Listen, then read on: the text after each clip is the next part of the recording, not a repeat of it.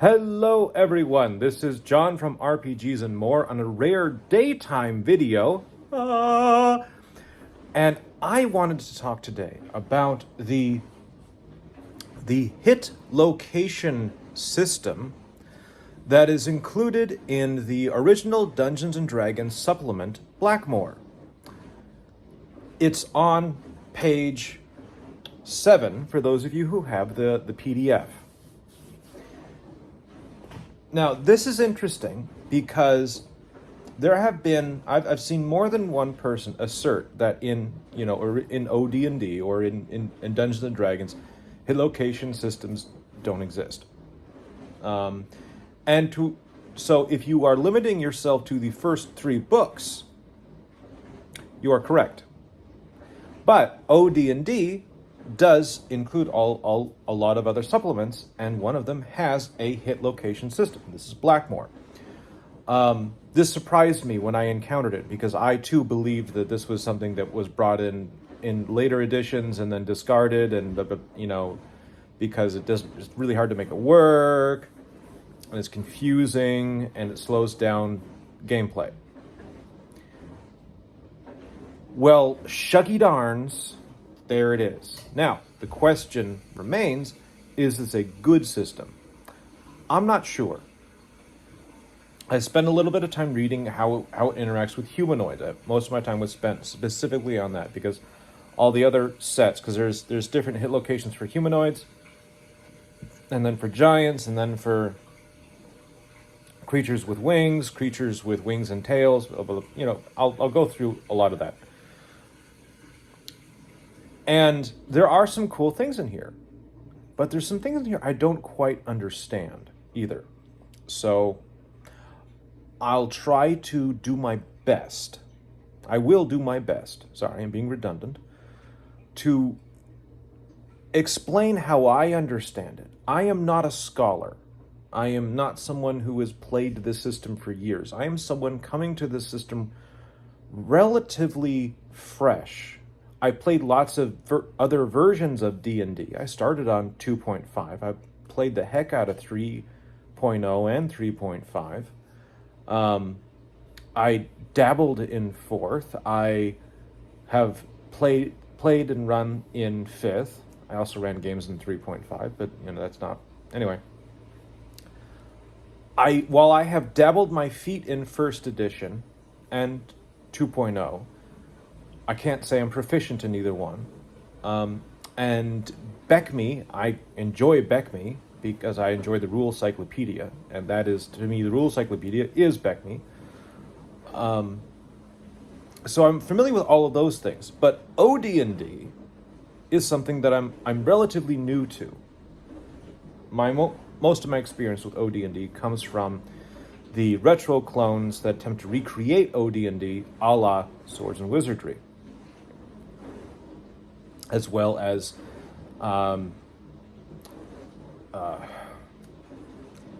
guess you can't quite count Basic Fantasy because that seems like it's more of a BECME version.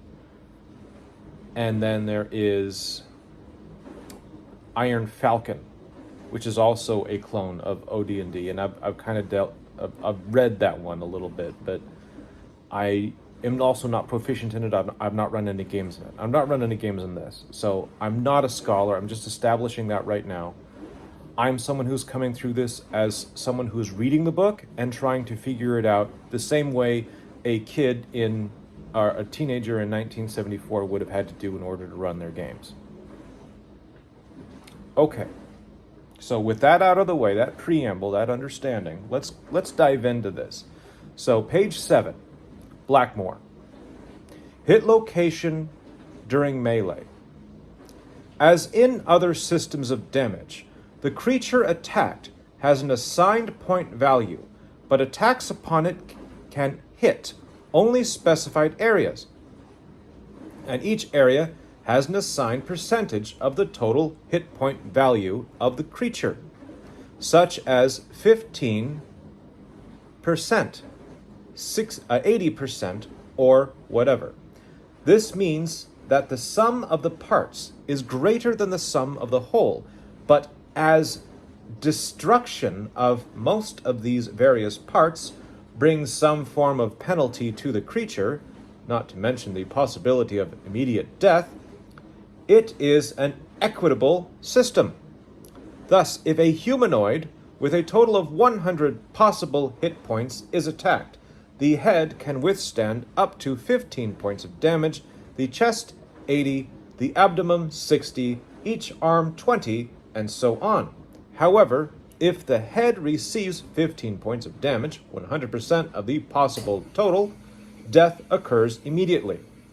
Some creatures will not conform to any single body type presented hereafter, but by combining two or more of the pictured body types, in whole or in part, they can be pictured.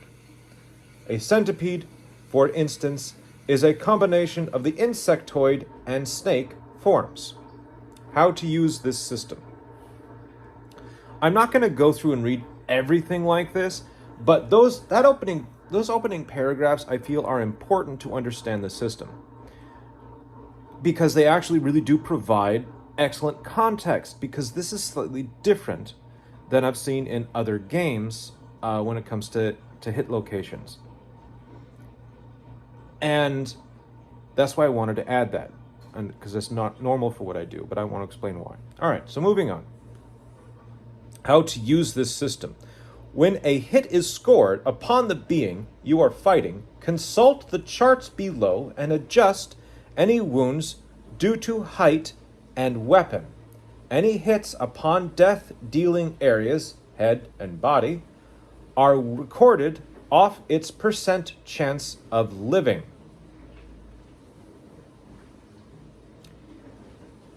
So,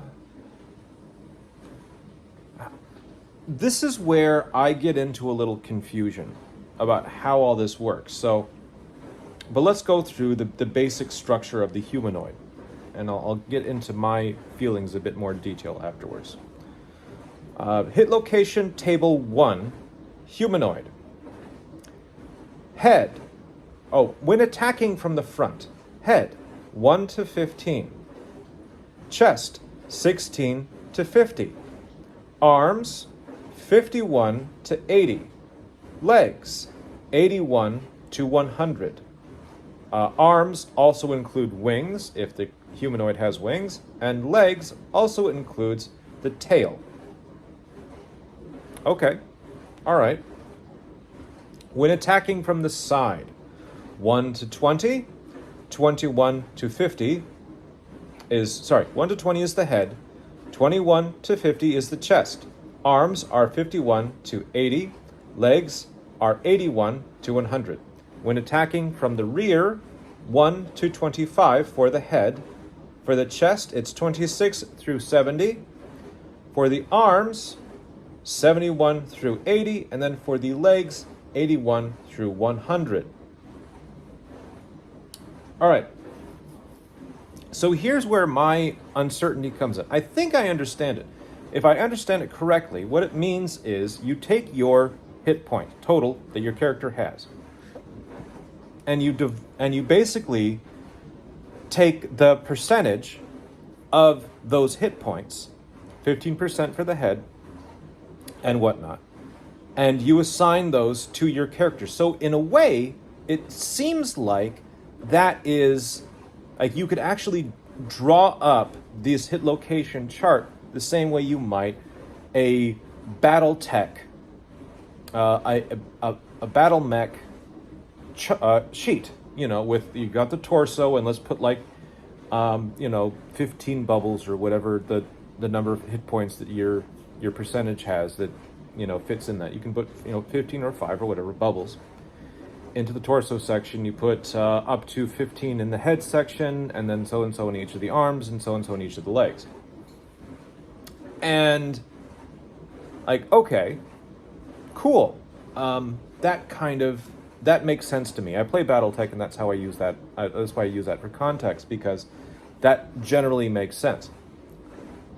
So I think what it means then for these other hit location tables, for the humanoid one, That means that when you are attacking, in addition to rolling your d20 to hit, you're also rolling 2 d10s to create a percentile, or percentile dice if you have them. And so, like, I roll a 15 on my d20, and then I roll a 27 on my d100. So if the 15 hits the armor class of my opponent, then I go to the 27, and that would put it at the, if I'm attacking from the front, that would put it in the chest area, because chest is 16 to 50. Okay, so then the damage that I roll, let's say I roll a d6 and I get a 4, that 4 is then subtracted from the percentage of my total hit points that belongs to the chest. I think that's how that works. And if that's all,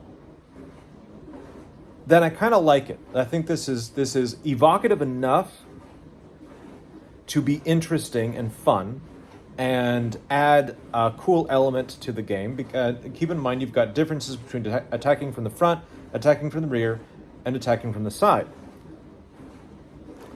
It's not terribly detailed, and I'm not sitting here doing called shots to the head, all right?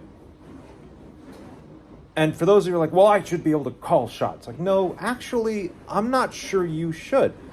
You can, a person can try to aim for those things, but keep in mind that even when you're trying to aim for your opponent's head is kind of moving around as they're also trying to prevent you from hitting them in the head.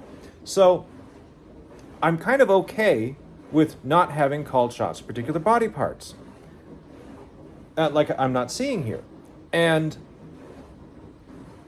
having it be a random die roll based on percentages. Because again, you can roll the percentage dice at the same time that you roll the d20. And then you can narrate, like, my slash comes in at the torso, and but the shield comes up and blocks it because you got over 10, but you didn't get over their armor class, or however you want to describe it. So that's kind of neat. And a lot of the other hit location charts function exactly the same way. They just have various different ways of doing things. Like, for example, the avian's right below. Hit location table 2, avian has the front, which has head, body, wings, legs, and tail, but legs and tail are not part of it because you're attacking from the front. But then you get the side, and it has the same things, but now legs and tail are an option. Rear, okay, now the head is no longer an option because the head is in the front of the creature, and so when you're attacking, like, for example, a giant bird from behind, you're more likely to hit the tail, but you're not going to hit the head from behind. But there's also attacking from the top. Okay, so everything is a target except for the legs. The legs are no longer a target. Attacking from the bottom, everything's a target because you can see everything on the bird when you're attacking from the bottom. Okay. And then they have reptiles, and those also, like, it's the same thing. If you're attacking a reptile from the rear end, you're not going to see their head or their chest, so you can't hit those, but you can hit their abdomen, legs, or tail. If you're attacking from the front, you can hit the head and the chest, but you're not going to be able to hit the abdomen or the tail.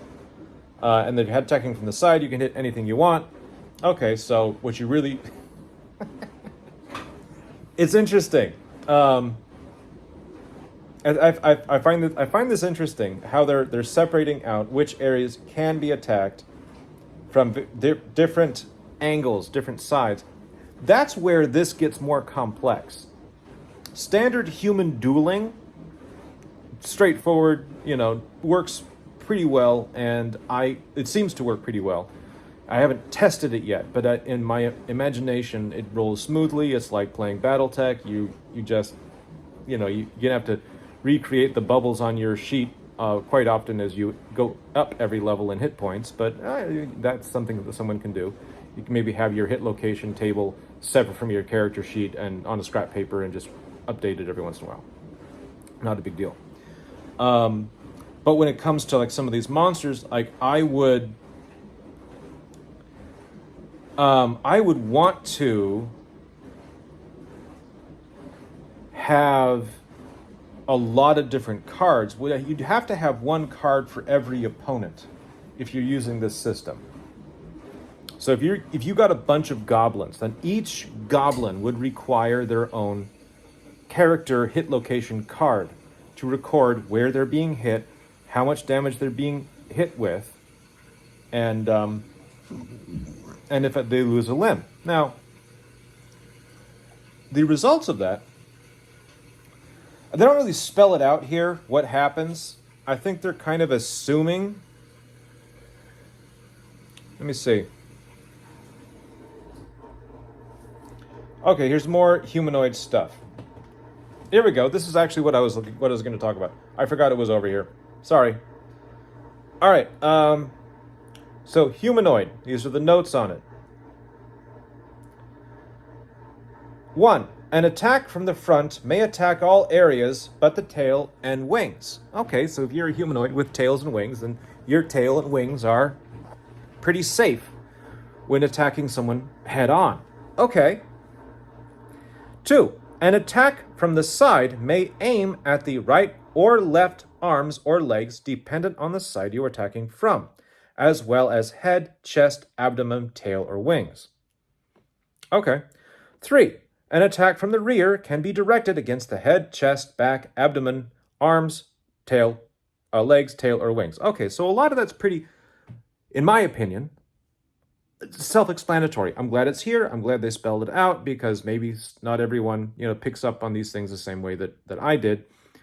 And maybe I got it wrong too. So it's always good to have an explanation. But let's move on to the next part here. Mortal wound. Destruction of the head or chest areas will cause instant death. Yeah, I really think it should. Yeah. No, if I take, so many points to my head, whoop, lop, you can, that might mean the head is lopped off. That might mean you've got an axe down in there. And yeah, you might have a wide earp that just turned someone's head into a canoe.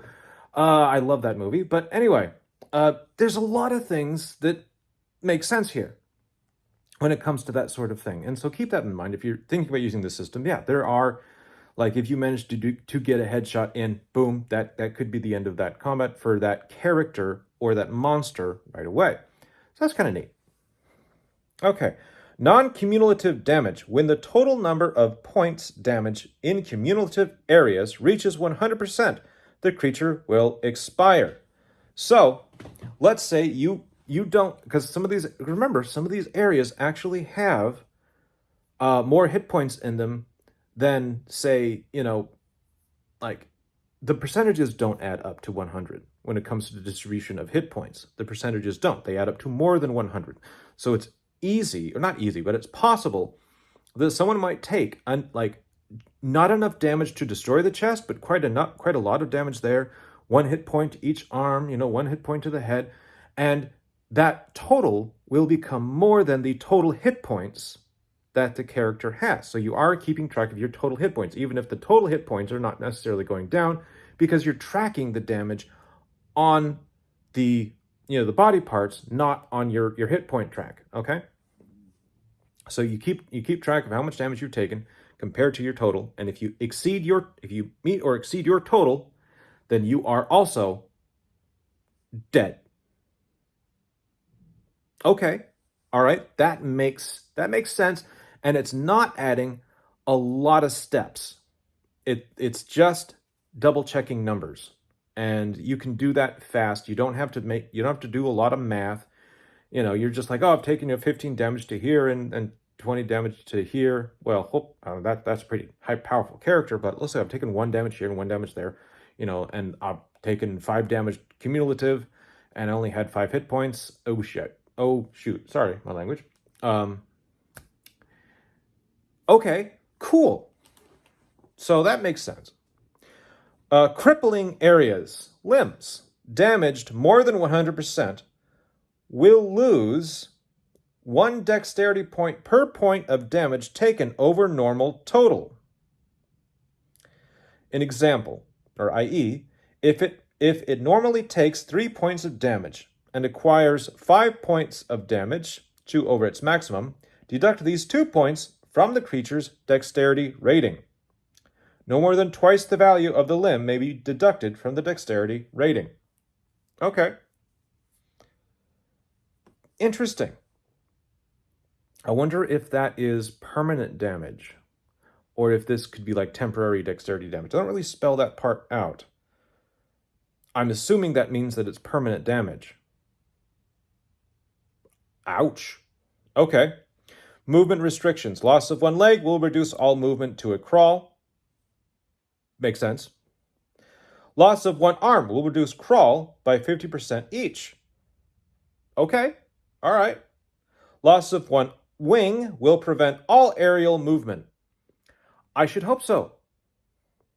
Loss of tail will reduce dexterity by 1 to 6 points. And all the cats in the room cringe because they know what it means to lose their tail. They know how much they depend on it. Okay. You know what? All right, fair. Note, an area is considered lost when all parts are eliminated and their use is lost. Okay. All points are eliminated. Sorry. So yeah, if you take, if your distribution leaves you with only like 2 points on your left arm, and you take 2 points of damage, then your left arm is considered useless. Now it's up to you and the DM if the left arm has actually been, cut off, or simply the bones have been shattered and it's hanging useless. It might be dislocated. Maybe there's ways to, make it useful again. But for this combat, it is useless. Can't use it anymore. It's gone. Don't even, we're not even going to go there.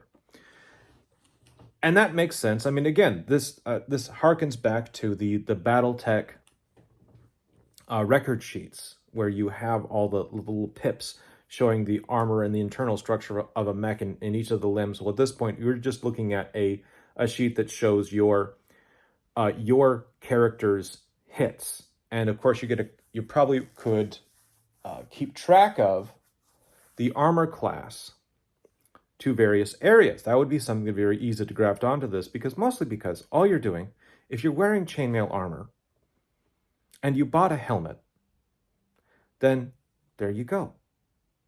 That you have your armor all the way around.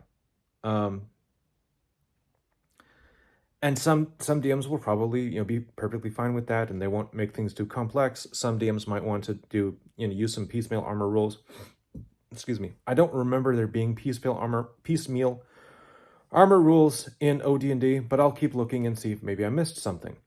But I do, if I recall correctly, helmets and shields are separate pieces of equipment.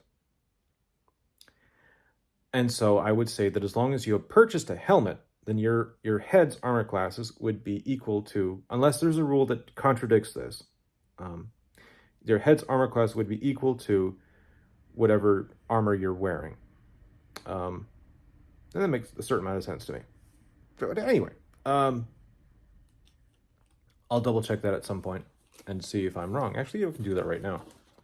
Just go right back to book 1. It's one of the beautiful things about having is an omnibus form where I've got all of the books stacked into one. I am grateful to myself that I've done that. So here we go. Okay, we're looking at items right here. I'm looking at weapons. So I'm going to keep going down until I start seeing them list armor. Okay, we've gone to that stuff. All right, okay. Come on. Are we not? Okay, so here we go. Okay, leather armor, chainmail type, plate mail, helmet, and shield. Okay, so helmet and shield are 2 different pieces. They cost 10 gold piece each. Are there any descriptions to these pieces? Okay, they talk about weight. All right. They talk about encumbrance, keeping track of that. And that's it. There's no... All right, let's see. Is there a listing of armor class? Because that's where this would be. Here we go.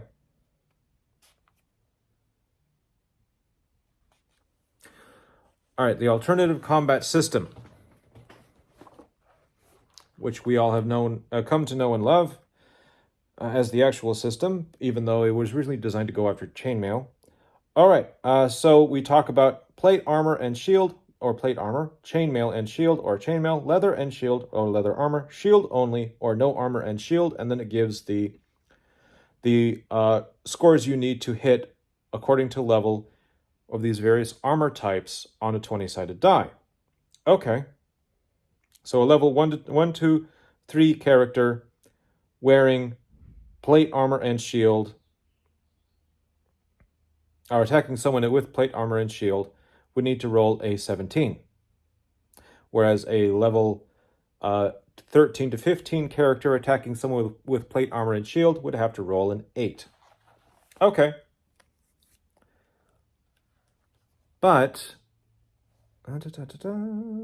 there's no listing of what the helmet does.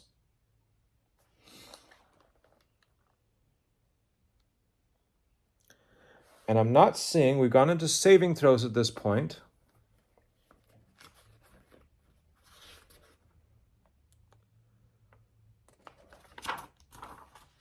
And we're right into spells. Okay, so there's no actual explanation of what the helmet does, according to what I'm seeing here. If you know better and you can tell me a page number, that would be great. Because that's part of why I'm doing this, is because I'm enjoying learning about this system. But let's get back to the topic, such as it is. Okay, damage allocation. Damage allocation is good. We talked about that. So head is 15%, chest is 80%, abdomen is 60%, arms 20%, legs 25%. The tail is 20% optional, and the wings are 10% optional. That's for a humanoid. So yeah, basically, I think this is how the system works. And I'm going to go through, I'm going to check the next page. I'm going to make sure that it goes straight into flyers. Okay. And it does the same breakdown with flyers, and then we do the same breakdown with reptiles and whatnot, explaining what all the effects are. But you get the general gist. So let's talk about what this would mean. What would using this mean? Well, what I see right off is not only do the player characters and their henchmen, if they have anyone who's a combatant, all get their own little card next to their character sheet that has their hit locations with their pips and whatever armor class that area has, kind of jotted down. But then you've got to do the same for all of your monsters. Now, the cool part about this is you could standardize all your monsters. You could say all goblins have 4 hit points.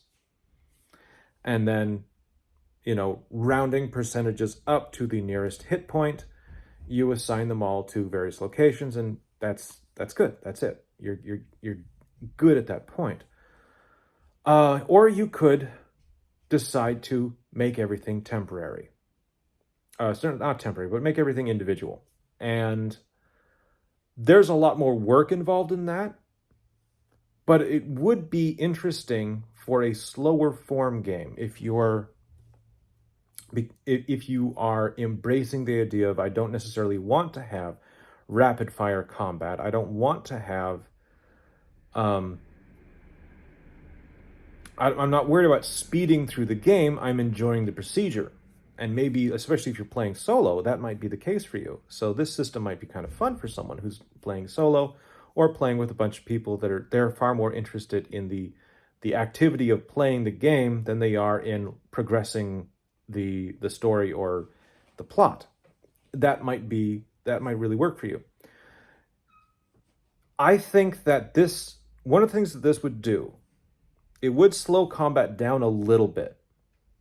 Not too much, because you're not tracking a lot of different things. And especially if you do make those little cards with the little circles that you can then kind of check off or fill in. And if you're smart, you're going to put them, either have them laminated or put them inside sleeves You could get blank playing cards. You can buy a pack of those on Amazon and draw a little stick figure of your guy or gal, and then draw little circles for each one, and then put that in a card sleeve, and use dry erase, which is what we do with BattleTech. We put all the record sheets. Each one goes into a what I put each one into a page protector, and then I use dry erase markers. Or wet erase markers, whatever you want to use, because it's all plastic, and you can protect your sheets that way. So you can easily do that in order to make this work, and not have to redo it every time for every combat. I think it's kind of neat.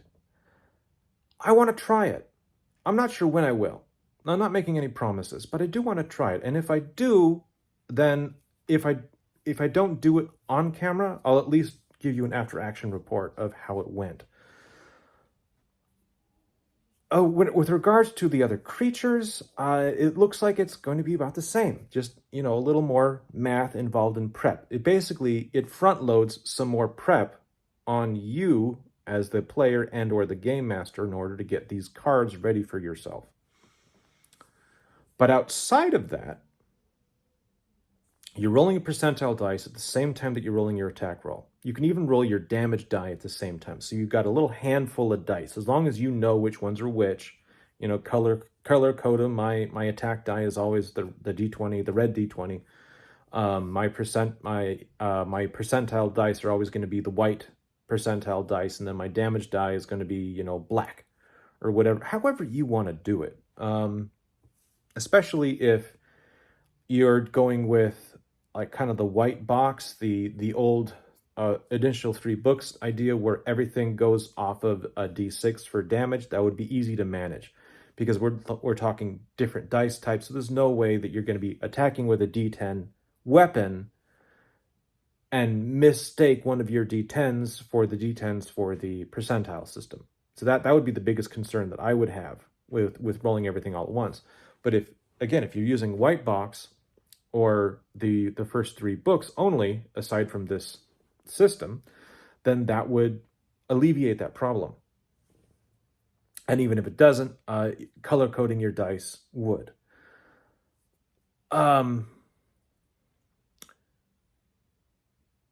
Now, this does lend itself to wanting more. That's the hard part.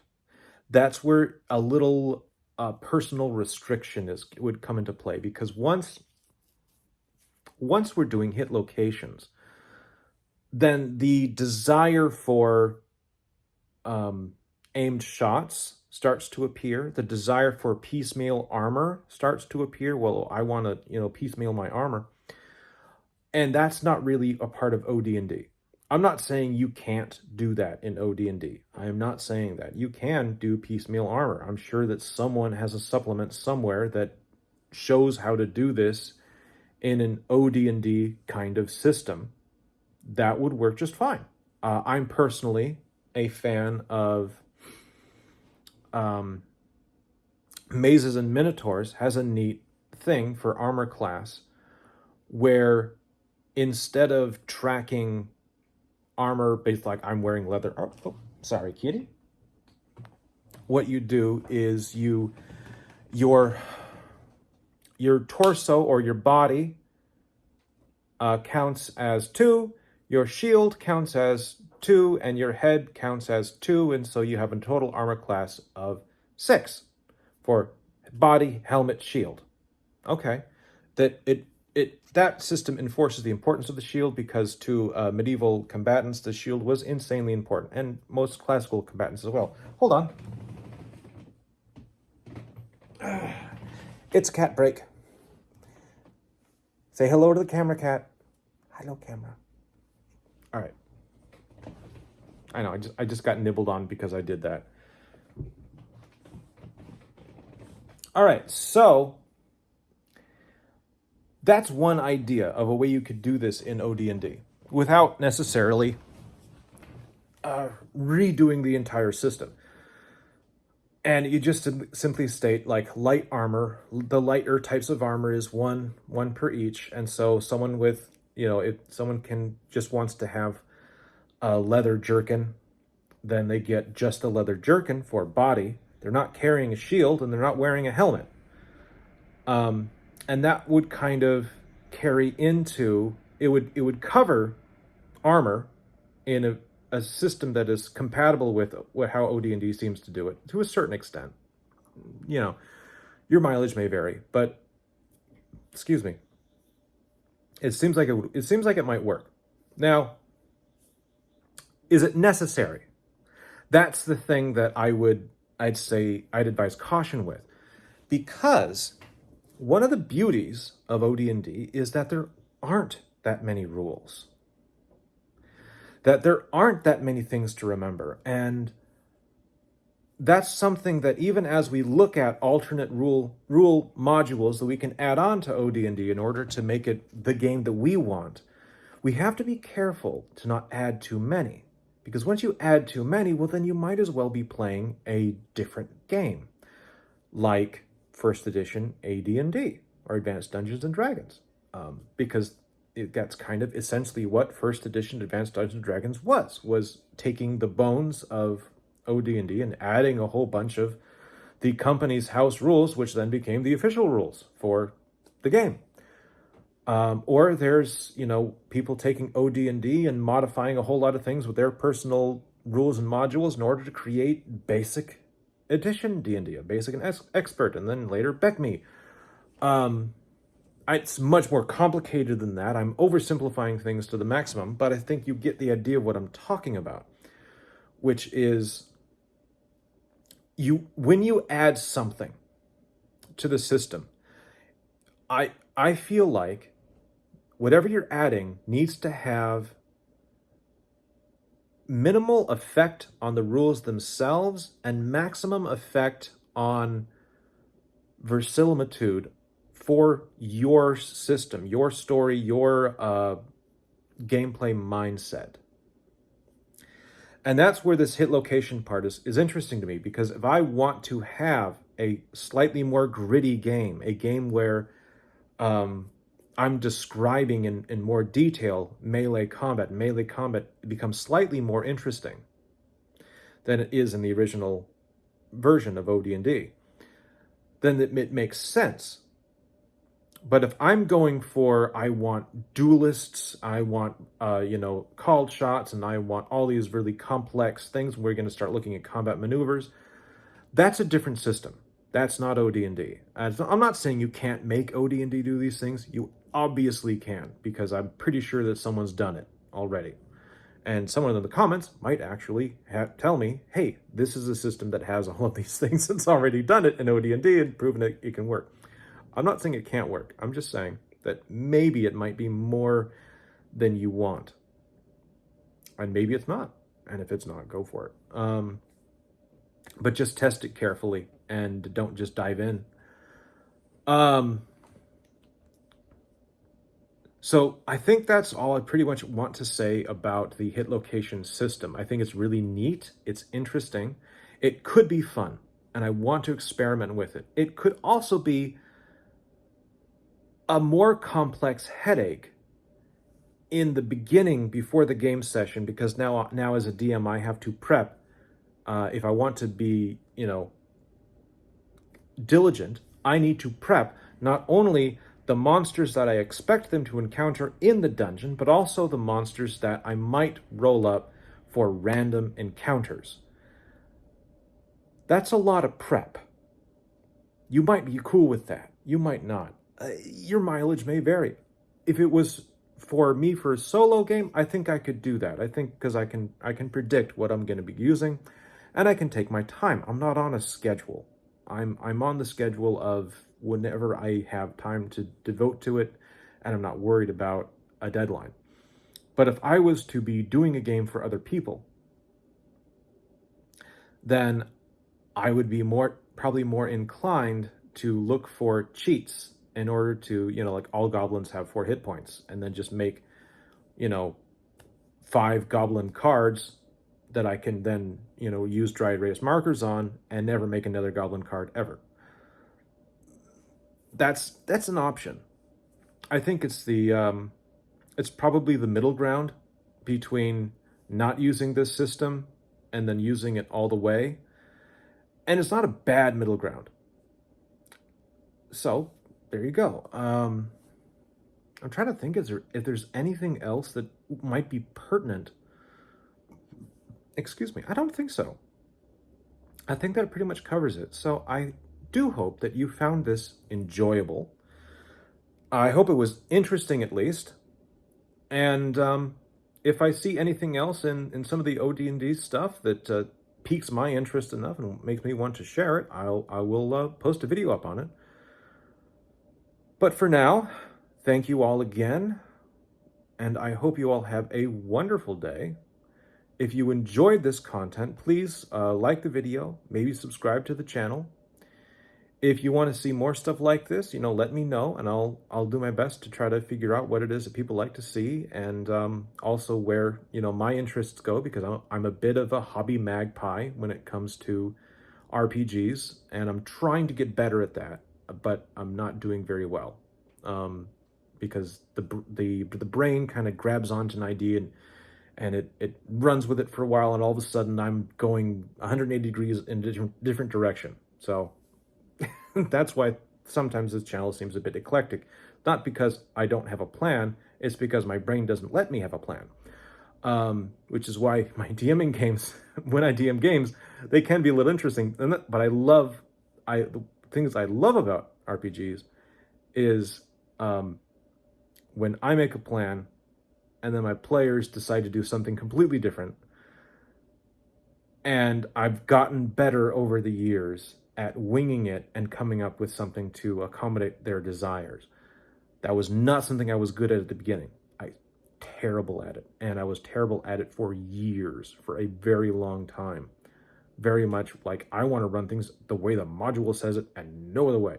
So I had to develop that improv skill. So if you can't do that right away, it's okay. You're okay. Don't think that you're a failure as a DM. It's a skill, and it's something that you can practice. It's something you can work on if you want to.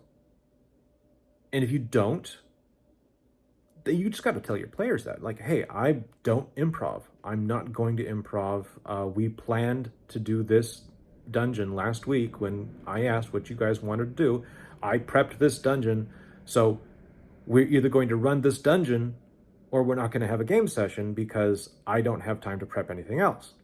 And if your players are of the understanding type and you've talked about this with them ahead of time, then they would say, cool, yeah, we understand. Like, sorry if we,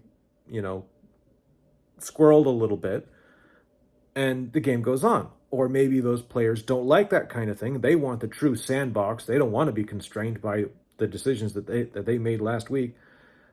And they might find a different DM for them. You know what? If they do that, you still won. Because now you don't have to improv when you didn't want to. So wow, that's a whole different topic, and I just launched into that. I'm so sorry. We were in the middle of saying goodbye. Please subscribe if you enjoy this content.